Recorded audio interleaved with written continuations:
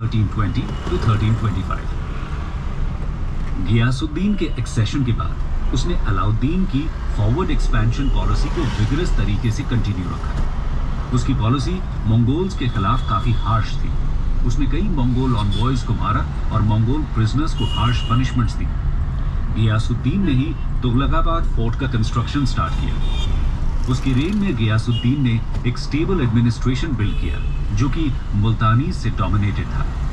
मुल्तानीज का डोमिनेंस उसके native power base यानी दीपलपुर और पंजाब को शो करता है। गियासुद्दीन ने postal arrangements, judicial, irrigation, agriculture और पुलिस को सबसे ज्यादा इंपॉर्टेंस दिया। थ्रोन पर बैठने के बाद उसने बंगाल, उत्कल, उड़ीसा और वारंगल को अपने कंट्रोल में लिया।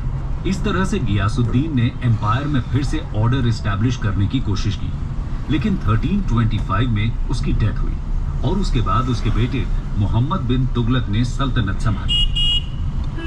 आइए अब बात करते हैं मोहम्मद बिन तुगलक के बारे में। मोहम्मद बिन तुगलक 1325 to 1351। दोस्तों, अलाउद्दीन खिलजी के बाद अगर किसी को बोल्ड एक्सपेरिमेंट्स के लिए जाना जाता है तो वो हैं मोहम्मद बिन तुगलक। कुछ तरीकों में देखा जाए तो मोहम्मद अपनी एज का सबसे रिमार्केबल रूलर कहा जा सकता है। रिलीजन और फिलॉसफी में काफी डीपली रेड था और वो एक क्रिटिकल और ओपन माइंड का पर्सन था।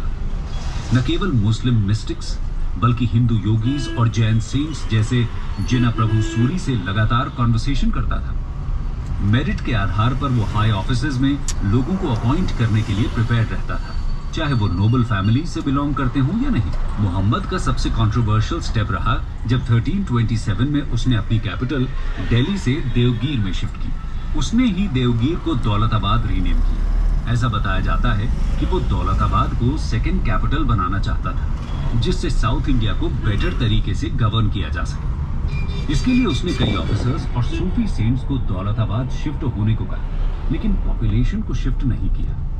इसके चलते लोगों में एक डिसकंटेंट था। कुछ सालों बाद उसने दौलताबाद को अबैंडन कर दिया क्योंकि दिल्ली को गवर्न करना मुश्किल हो रहा था। भले ही उसका ये अटेम्प्ट एक फेलियर रहा, लेकिन लोगों के एक्सोडस के चलते नॉर्थ और साउथ इंडिया अब काफी क्लोज हो गया था, जिससे कम्युनिकेशंस इंप्रूव हुए। लोगों ने डेक्कन में टर्क्स के कल्चरल, रिलीजियस और सोशल आइडियाज को स्प्रेड किया।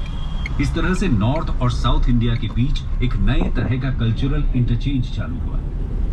मोहम्मद ने टोकन करेंसी को इंट्रोड्यूस किया, जो कि एक ब्रॉन्ज कॉइन था। उसकी